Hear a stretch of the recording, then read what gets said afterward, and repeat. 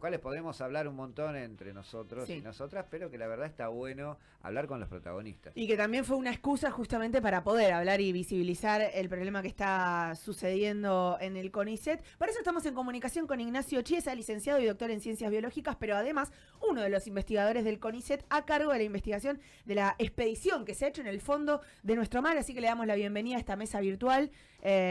Pablo, Manu y Sofía, te saludamos. ¿Cómo va, Ignacio? Hola, buenos días, buenas tardes ya a todos y todas. ¿Ya comiste? Un gusto estar en contacto con ustedes. Acá dicen que si ya almorzaste es buenas tardes y si no almorzaste es buenos días. No, debo admitir que en forma increíble me desperté hace un rato. Creo que todavía sigo con un poco de mareo el que le llaman mareo de tierra, porque yo no suelo dormir tantas horas, Claro. o que realmente el cansancio fue o está siendo muy, muy intenso. Así que mi pareja está muy sorprendida porque soy siempre yo el que me levanto temprano y Y molesto, esta vez aburrido. había que Y esta vez, hoy dejarte, fue al revés. había que Eh, dejarte descansar. Había Ignacio, una frase que me llamó una vez la atención de Jacques Cousteau, legendario expedicionario del mar, que decía que nunca comía pescado, que se encariñaba con las criaturas marinas y por lo tanto no podía comerlas. ¿Es tu caso también o si te ponen una buena paella vas para Mirá, adelante? el tema es que había unos pescados bien propios de los cruceros internacionales que tienen la logística a cargo de empresas que por ahí acceden a productos que no son muy cotidianos, sobre todo para los argentinos. Así que había unos pescados que no le a mí me gusta, me gusta y me parece una proteína de valor, ¿no? Yo le entré a los pescados en el barco bastante. Ah, bien, bien, bien, bien. No, no a los No que tengo el juntaron problema de ahí, Jack. imaginamos. Manu. sí, no, bueno, primero felicitarte por todo el laburo. No, y preguntarte también, decíamos cuando te estábamos introduciendo que estábamos como con una abstinencia, que hubo como una pasada de rosca. Uno como televidente, ¿cómo es el día después de, digamos, volver a tierra firme? Mirá, mucho trabajo, sigue habiendo mucho trabajo. Ajá. Este fin de semana por ahí es un poco más tranca, pero ponele, me levanté recién algo más tarde y ya había un resumen de uno de los chicos, un resumen científico, para que corrijamos todos, porque vence un congreso para enviar las Sí. presentaciones en unos Perdón, días, así ¿cuántos que... son? Atrás de eso, ¿cuántas personas había en total, ¿no? Mira, Digamos. embarcados éramos 25 más Uf. dos colegas del exterior, pero el tema es que el grupo es bastante más grande. Gempa, que así nos dimos en llamar hace unos años, somos como 30 y pico. A lo largo de toda Argentina, yo vivo en Ushuaia, ahora estoy en Buenos Aires, pero vivo en Ushuaia.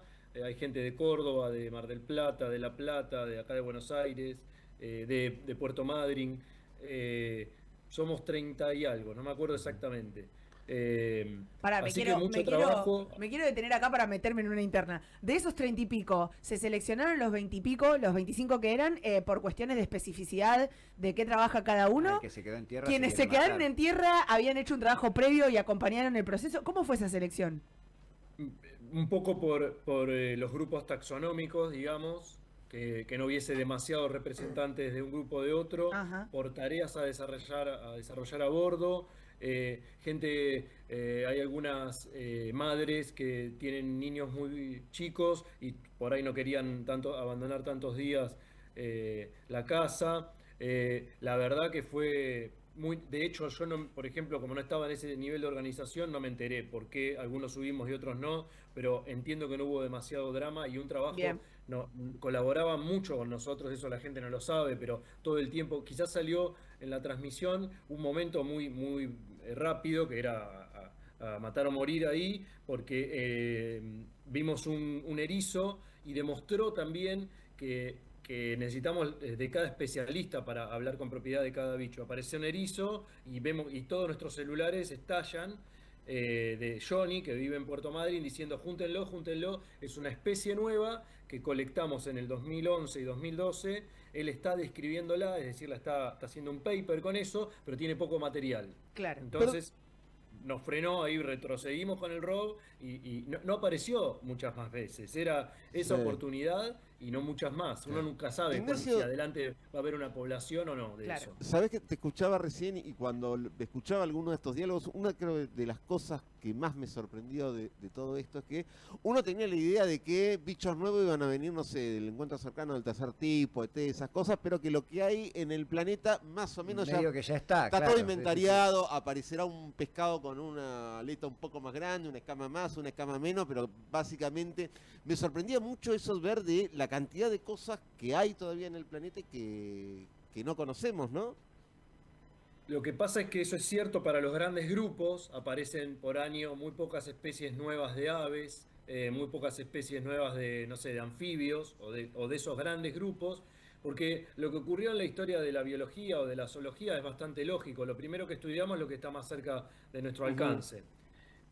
Lo que ocurre con bichos más pequeños, en tamaño pequeño, o más de difícil acceso, como es esto, que es la primera vez que baja un submarino a este lugar, es que no tuvimos acceso previamente. Entonces es lógico que aparezcan más especies nuevas.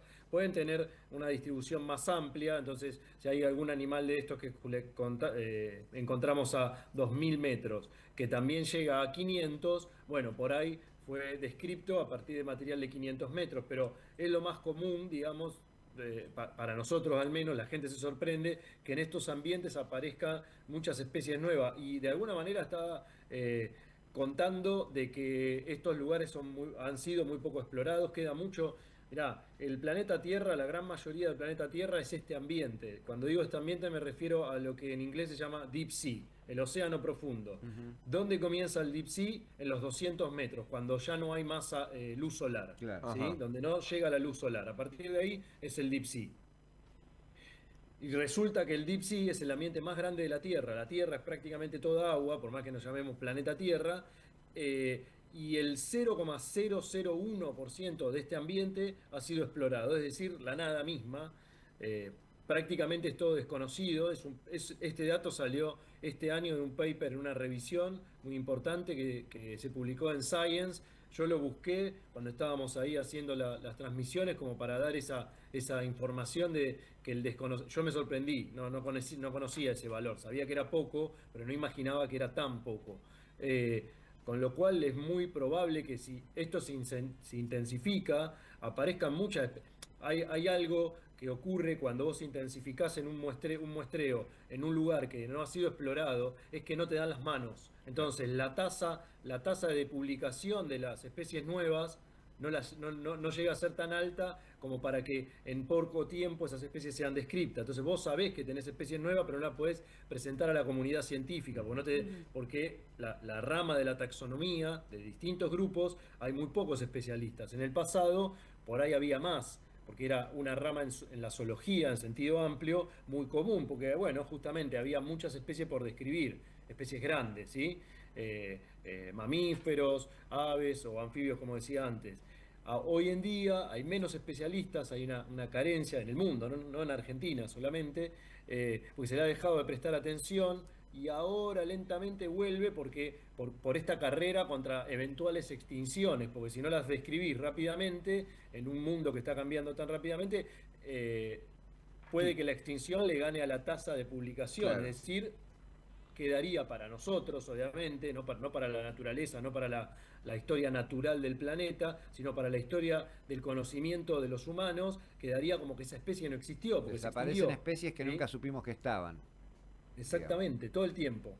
Estamos en comunicación con Ignacio Chiesa, licenciado y doctor en Ciencias Biológicas y uno de los investigadores del CONICET a cargo de la expedición, de la cual todos y todas nos hicimos fans.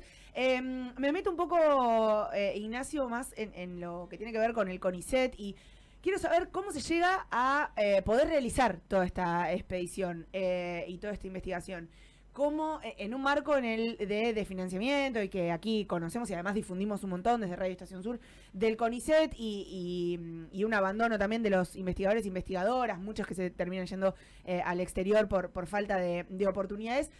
Pienso cómo se llega a esto tan tremendo y tan gigante que se ha hecho, que es Y un aliado que encontraron ahí, Smith Ocean Institute, ¿no? exactamente esas articulaciones que se hacen en un contexto que acá en Argentina estábamos bastante complicados. Bueno, ¿cómo llegamos justamente con mucha inversión del CONICET en el pasado? Nosotros estuvimos en esta misma zona en el 2011 y 2012 con un barco del CONICET que se llama Puerto Deseado. Ahora está un poco viejito, pero en esa época estaba muy activo. Hicimos 3 campañas en esos 2 años en este mismo lugar, pero obviamente sin submarino, porque no hay submarino de este tipo en Argentina. Son muy pocos los barcos del planeta que cuentan con un submarino así. Eh, y bueno, hicimos arrastres de pesca, clásicos, digamos, como se estudiaba por ahí a fines del siglo pasado y comienzos de este.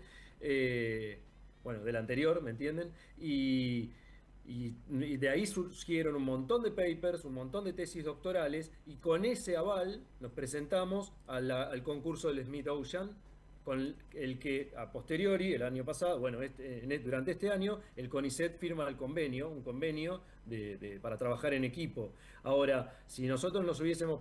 los cañones submarinos son de alta biodiversidad en cualquier lugar de la Tierra, eso es teoría, y la verdad es que cada vez que se investiga un nuevo cañón, sigue cumpliendo esa teoría. Así que es una buena teoría. Podríamos haber planteado ir a cualquier lado, y eso lo dudamos, ¿sí? Hay otros cañones en Argentina, pero dijimos, no, vamos a tenemos estos papers, hay más que están en camino, vaya a saber uno cuándo terminan, me refiero al material colectado en esos años, no al que colectamos hace 10 días. Claro. Y le presentamos eso al Smith Ocean, y con el diario del lunes creo que fue una buena decisión. Ahora, con ese material se hicieron tesis doctorales. Nosotros estábamos haciendo las tesis doctorales, los otros digo los de mediana edad de todo el equipo, estábamos haciendo las tesis doctorales en aquel momento, 2011 y 2012, con becas del CONICET. Es decir, la historia se cuenta sola. Sin ese aporte, sin ese apoyo de las universidades y del CONICET de aquel entonces, bueno, y durante todos estos años y hasta el día de hoy. Al día de hoy nuestro empleador es el CONICET, la mayoría de nosotros somos investigadores o becarios del CONICET y nos paga el salario el CONICET. Sin eso hubiese sido casi imposible vender un buen producto, llamémosle así, al Smith Ocean. El Smith Ocean nos dijo, ok, de hecho yo me presenté en 2 proyectos. Este salió, obviamente, por eso pude estar embarcado, y otro que era fantástico, un proyecto muy bueno, no salió. A lo que voy es el poder, el potencial que tuvo esas muestras, que después las estudiamos y que después le pudimos contar al Smith Ocean, miren, tenemos esta lista de 70 papers y están en aumento todo el tiempo. La historia cerró redonda, y nosotros medio pensado, pero tampoco tanto, dijimos, lo que tenemos que contar es eso, el poder de algo que es real. Nosotros no estaríamos acá si alguien no hubiese invertido en el pasado en nosotros. Es así de corta, y me parece que de alguna manera está diciendo cuál es la política que debiera seguir de acá en más, por no decir todo el tiempo. Es muy difícil en estos días. En muchas entrevistas surge la pregunta, el para qué, cómo, al margen de la belleza y de lo sorprendente y lo que pasó comunicacionalmente. Y es válida la pregunta, está buena hacerla desde la buena fe y profundizar. Y es muy complejo transmitir a la gente que la ciencia es un proceso muy lento. Acá fue muy rápido. En 10 años vino una fundación que va girando por el mundo, todos los años está en un lugar distinto de la Tierra, y dijo, qué interesante, estos chicos y chicas tienen estos resultados, volvamos a ir con nueva tecnología, con el submarino, a este cañón. Ahora, podría no habernos sido así. Sí, de todas formas me Los resultó papers muy están igual, interesante ¿sí? en este Es decir, contexto, el proceso a Ignacio. veces es muy lento. A mí me parece que el mejor ejemplo de para qué hay que hacer ciencia, un ejemplo concreto, digo, es Sí. infinita la cantidad de respuestas de para qué, pero la PCR, ustedes saben, la PCR tan utilizada en la pandemia para salvar vidas, ¿sí? Para evitar que la pandemia fuese aún más grande, es un proceso, es un resultado tecnológico con mucho trabajo de ciencia básica atrás, que no nació para evitar que haya más muertes en la pandemia de 2020, ¿sí? Después lo tomamos en 2020 como una tecnología ya existente y nos facilitó, entre comillas, mucho las cosas, porque sin esa PCR, que de repente la gente hablaba de la PCR, nosotros la estudiamos de la primera materia de la facultad, porque es una técnica muy utilizada en muchísimas cosas Sí. de biología. Bueno, me parece que lo mismo ocurre con muchos aspectos de la ciencia. Es decir, la historia la contamos siempre después, a posteriori. No sé, esta comunicación, ¿sí? Esta comunicación es posible llevarla a cabo por un montón de ciencia básica que se hizo eventualmente en los siglos pasados, no hace un par de semanas, ¿sí? Perdemos la noción de que es así, de que hay alguien que estuvo investigando, no sé, un material que conforma la pantalla por la cual yo estoy viendo esta imagen, fibra óptica, cientos y decenas en cada cosa que hay en una casa, en ir a ver una película al Sí, cine, hay un montón de años en de, tomar un de medicamento. descubrimientos. Hay mucha ciencia atrás. Mm. Claro, perdemos esa dimensión, es lógico, nos pasa todo, no podemos estar todo el tiempo diciendo cuántos papers hay cada vez que me tomo una aspirina, qué sé yo, hay un montón, seguramente. Pero digo, lo contrario a eso, que es esto no sirve para nada, o para qué, o todo el tiempo estar especulando en cuánto de rápido va a dar la ciencia respuesta a las cosas, y es un escenario un poquito complejo, y claro, nunca nos va a satisfacer, porque las respuestas a veces no Sí, son o por ahí son estás generando respuestas para preguntas que todavía no están, ¿no? todo el tiempo, sin saberlo. O sea, es la construcción de una pared, ¿sí? En donde cada uno pone un ladrillito y no sabe dónde va a terminar esa pared. Eh, pero bueno, para nosotros es natural, y bueno, hay que estar quizás explicando por demás eso, que es un proceso lento, que se hace con buena fe. Ahora, tampoco vamos a ser naif, la ciencia no es que es santa, no es que no hay cuestiones mundanas, humanas y demás. Ahora, ni una cosa ni la otra.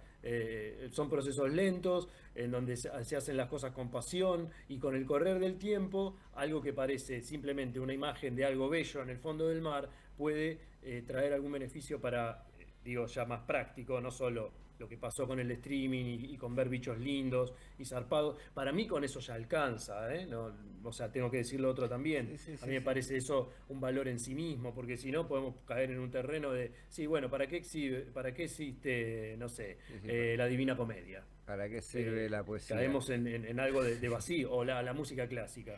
Bueno, sí, ahora se Sí, escucha rock. hay una trampa en Eh, esto de pensar el conocimiento en función de una cuestión utilitaria o aplicable, que a veces uno se engancha. Y me pareció interesante y que está bueno decir, el conocimiento es un fin en sí mismo y las aplicaciones podrán o no aparecer en algunos casos en el futuro. A veces sí uno entra a explorar buscando algo concreto, a veces simplemente el saber es un buen objetivo. Me había llamado la atención, vos nombrabas esto de que el Schmidt-Ocean hacía esto en otros lugares.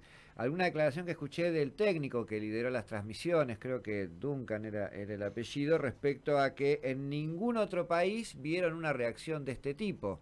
Dijo, acá lo tengo, Paul Duncan, estuve 13 años en esto y nunca vi un país reaccionar de esta manera ante las transmisiones. Y pensaba también que de la mano de la reacción y de la respuesta que generó en la gente, apareció este debate, no de la forma argumentativa que lo estamos desarrollando acá, sino también de repente fueron blancos de trolls, bueno, de críticas muy fuertes, se transformó en otro elemento más de divisoria de agua entre los argentinos. ¿A ustedes eso los incomodó o les pareció un buen disparador para tener charlas como la que estamos teniendo ahora, por ejemplo? Mirá, la verdad es que es la dinámica de una campaña de este tipo, al margen de la comunicación. Créannos que es tan vertiginosa, ¿sí? Si no hubiese existido la comunicación vía YouTube, igualmente nosotros hubiésemos estado totalmente al palo. O sea, son campañas donde se duermen 2, 3, en el mejor de los casos, 4 horas por día, per se. A esto se le agregó la masificación, la comunicación, y nunca quisimos dejar de lado el tema de la campaña, ¿sí? Pero, o sea, sacarle peso a la investigación científica. Claro. Entonces, yendo a tu pregunta concreta, muy naturalmente nosotros no teníamos tiempo para prestarle atención a eso. Y como consecuencia de eso, creo que fue virtuoso. No, Total. no entramos, no Total. entramos. Pero no por una decisión muy pensada, muy producida. No teníamos tiempo Claro. no podíamos dedicarle tiempo Para a un discutir mensaje con el gordo Claro. Dan. que claramente tenía algún sentido de fondo. Tenían una Mientras vida, teníamos que guardar digamos. formó el bicho que sacamos a 3.000 metros de profundidad. No, no es una postura, es una realidad. Claro, Ignacio, y hablando de eso, porque ya que nos vamos a meter en la intimidad, nos vamos a meter en la intimidad. ¿Qué onda la convivencia durmiendo 3 horas por día? Y 25 ñatos. Entrás medio en un estado narcótico, muy emotivo, la falta de sueño genera eso, ¿viste? Y hay que saber manejarlo. Los que tenemos más experiencia en otras campañas, lo sabemos, que te pones susceptible, que te pones muy La película El Abismo, ¿la emocional, viste? pero la verdad es que funcionó bárbaro. Creo que también eso que se generó desde afuera, en algún momento nos llegó, en algún momento nos sorprendió, en un momento nos preocupó de poder manejarlo con altura, sin descuidar el muestreo en sí, que era para lo que estábamos yendo. Y después digamos, de 3/4 partes de la campaña hasta el final, nos dio mucha energía también. Ignacio, Hay que ¿hay decirlo. temporada 2? Bueno, es una de las preguntas que se hace mucha gente. Como te decía antes, hay muchos cañones en Argentina para investigar, y nosotros una de las cosas que estamos observando de nuestras inmersiones es que nos quedaron muchos metros por recorrer hacia arriba, en la vertical. Por ejemplo, nosotros arrancamos en la estación de 3.800 y por ahí podíamos haber ido hasta 1.000. Recorriendo toda esa ladera y no llegamos ni siquiera a los 2.000, es decir, de cada inmersión nos quedan muchos metros para recorrer porque no nos entraban los bichos en los tachos, porque llegaba un punto que la estación duraba más de 24 horas y no tenía sentido seguir por un montón de cuestiones técnicas, y bueno, y decidíamos regresar. Ahora mismo podríamos, las potencias a cañones como este del Cañón Submarino Mar del Plata, por ahí deciden dedicarle, no sé, 3 décadas de investigación. Claro. Y no paran, y van 4 veces por año durante un mes, y al año siguiente responden otras preguntas, o se focalizan en otras preguntas, van tiempo después y vuelven a muestrear el mismo lugar que habían muestreado, no sé, una década atrás. Bueno, nosotros hacemos un poco lo que podemos y bastante le estamos sacando el jugo, pero no sabemos. Ojalá que los barcos del CONICET vuelvan a hacer investigación científica, pero bueno, eso es una patita de que el CONICET vuelva a funcionar como estaba funcionando o como debe, o si quieren aún mejor, ¿sí? Para no hacerlo tan comparativo. Seguramente hay un montón de cosas a mejorar internamente en las ciencias marinas. Nosotros como grupo de investigación en ciencias marinas podemos siempre mejorar, eso también hay que decirlo. No es que lo que hacemos es perfecto, hay un montón de cosas que pueden ser mejoradas, pero bueno, nos parece que contando esta historia queda un poco claro que si uno le dedica energía, pasión y un poco de inversión, bueno, la cosa con el correr del tiempo se puede ver un resultado concreto. Si no lo hacemos, estamos más complicados. Y la situación es compleja, no es de público conocimiento, está complicado todo, en todo sentido, en los subsidios, en los valores de los estipendios que reciben los becarios, bueno, la demora en los resultados de ingreso a carrera, se sabe, están todos los medios de todo tipo aparte, porque es tapar el sol con la mano, ¿no?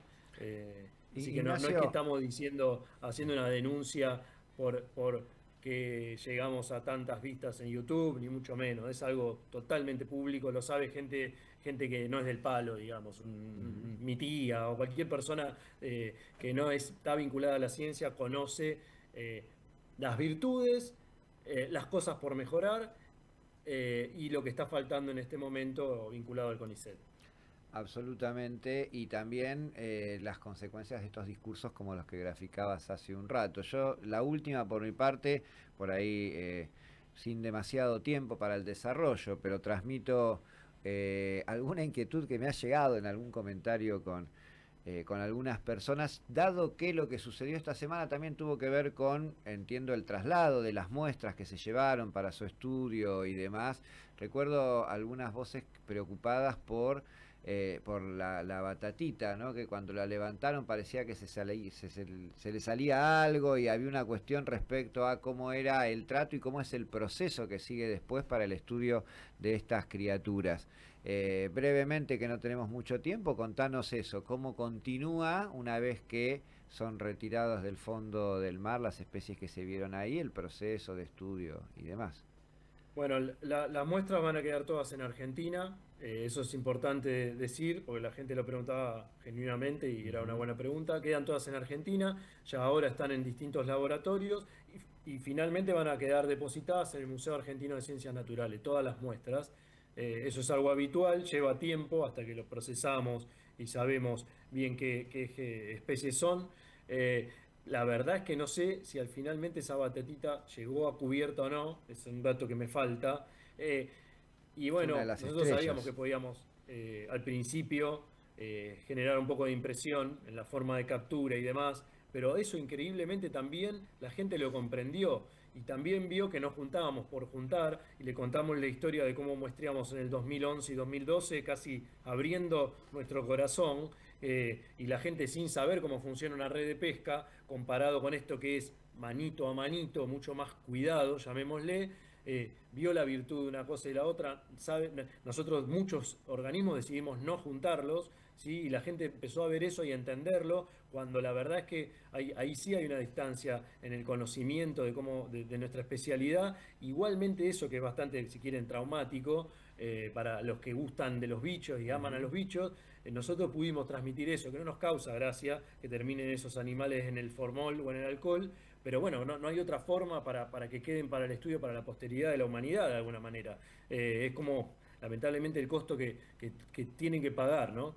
Eh, y bueno, y hasta eso, que es un tema controversial, seguramente, hasta eso la gente creo que en su mayoría lo entendió. Ujú. Ignacio, la última era preguntarte para ir un poco yendo más a lo personal. No, ¿qué fue lo que te llevó a vos por qué te dedicaste a esto, a la biología marina? ¿Qué inquietudes Bueno, tenías? ¿Qué? conversamos mucho de eso a las noches, ¿viste? Yo estaba en el turno noche y me parece que hay un patrón que no es que no está tan claro cómo llegamos nosotros a estudiar eso. Eh, pero sí que uno se ve en algún momento sintiendo mucha pasión, algo que no podés medio controlar. eh, ¿Por qué digo esto de que no teníamos muy claro? Porque mucha gente diciendo, cuando vos tenés, no sé, en exactas, en la UBA entran 400, 500, no sé, personas por año, no tengo el número bien claro. Cuando vos de repente lees que 10.000 personas quieren anotarse, es raro. Pero a mí me parece que el tema acá es hacer cosas, la que sea, con ganas, con pasión, que es quizás una falla en este momento, no de Argentina, no de la ciencia, sino de la humanidad. Ustedes conocen las charlas TED, la más vista, el otro día lo chequeé porque lo decía y digo, por ahí se sumó alguna otra que tiene más vistas. La más vista es de un tipo inglés que se llama Robinson, que habla de eso, de las vocaciones y de las pasiones. Medio como que no hay ya lugar, o no debiera haber, porque estamos lejísimos, de que haya gente en el mundo, ya no en Argentina, que haga cosas que no tenga ganas. Es una locura. La realidad es que la gran mayoría hace cosas Sí, que no tiene sí, ganas, sí, no sí. solo eso, hace esas cosas y recibe Y poco perdón, salario por lo que está Ojalá fuera una haciendo. locura en fantasía, términos reales. O tenés sea, la puede ser la fantasía, ciencia, puede ser, ¿viste el placer que te da cuando ves a sí, alguien haciendo lo que sea, haciéndolo bien? Lo que sea, ¿eh? sí, sí, sí. Un buen mozo, lo que sea, lo que sea, cualquier actividad que alguien lo está haciendo bien, con una sonrisa y recibe un buen salario por eso, punto, ya está. Ahora, si la gente se quiere volcar a estudiar biología y zoología, bienvenido sea. Pero ¿Y te como que parece que nosotros esto puede decimos, llegar a empujar a chicos que estén hoy definiendo y que por ahí, por eso les abra la posibilidad de... bueno, muchos especialistas dicen que sí, a mí me parece, me choca, me parece muy sorprendente, pero bueno, bienvenido sea. Si hay gente que a través de esto descubrió su vocación, no sé, te insisto, a mí me choca, me parece increíble, pero bueno, me parece que no hay nada malo en eso. Así que, qué sé yo, bienvenido sea y habrá una presión desde las universidades habiendo tantos estudiantes de estas ramas, para que, bueno, esa gente encuentre un lugar en donde desarrollar su conocimiento, ¿no? Sí, esperemos que para son ese procesos- momento el CONICET esté en una mejor situación. Y las digamos, universidades ¿no? también. Y las universidades públicas también, tal cual, para cuando Sí, esos sí, sean sí. profesionales. Las dos patas centrales Sí, de, sí, de- sí, sí. de este sistema tienen que seguir y mejorar. Y bueno, ya un poco lo dije antes. Ignacio, te agradecemos muchísimo, has sido súper amable en estar este ratito con nosotros, nos ha sacado todas las dudas que teníamos de toda índole, así que muchísimas gracias, felicitaciones por el gran trabajo, que seguramente fue un poco inesperado la repercusión que tuvo, pero bienvenido sea para hablar también de la importancia, primero de los investigadores e investigadoras de vanguardia que tenemos en la Argentina, y además de la situación que está viviendo el ámbito científico, así que muchísimas gracias por tu tiempo. Muchas gracias a ustedes, que tengan un buen fin de semana. Muchas Hasta luego. gracias, hasta pronto. Pasaba Ignacio Chiesa, licenciado y doctor en Ciencias Biológicas, uno de los investigadores del CONICET que estuvo a cargo de esta expedición al fondo del mar argentino.